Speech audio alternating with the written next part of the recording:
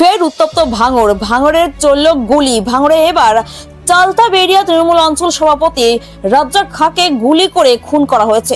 মৃত্যু নিশ্চিত করতে অস্ত্রের কোপও মারা হয়, এমনটাই সূত্রের খবর। আর এই ঘটনায় রীতিমতো চাঞ্চল্য ছড়িয়েছে ভাঙড় জুড়ে। উল্লেখ্য, তৃণমূল নেতা রাজ্জাক খাঁ শওকত মোল্লার ঘনিষ্ঠ বলে পরিচিত। উল্লেখ্য, গতকাল রাতে দলীয় কর্মসূচি সেরে বাড়ি ফেরার সময় আচমকাই তাকে লক্ষ্য করে গুলি করে দুষ্কৃতীরা। গুলি করে মৃত্যু নিশ্চিত করতে ধারালো অস্ত্র দিয়ে কুপিয়ে খুন করা হয়। আর তারপরই পালিয়ে যায় দুষ্কৃতীরা।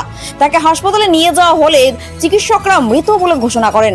রাতেই ঘটনাস্থলে পৌঁছে যান কলকাতা পুলিশের কমিশনার মনোজ ভার্মা।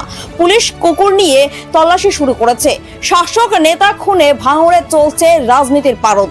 বিধানসভা ভোটের আর এক বছর বাকি, আর তার আগেই আতঙ্কে ভুগছে ভাঙড়। আর এই ঘটনার সঙ্গে কে বা কারা যুক্ত খতিয়ে দেখছে পুলিশ। আরো বিভিন্ন খবরের আপডেট জানতে নজর রাখুন ডে 21 নিউজ টিভির পর্দায়। আর অবশ্যই সাবস্ক্রাইব করুন ডে 21 নিউজ টিভি। আপনাদের একটি সাবস্ক্রিপশন আমাদের কাছে অত্যন্ত মূল্যবান। ধন্যবাদ।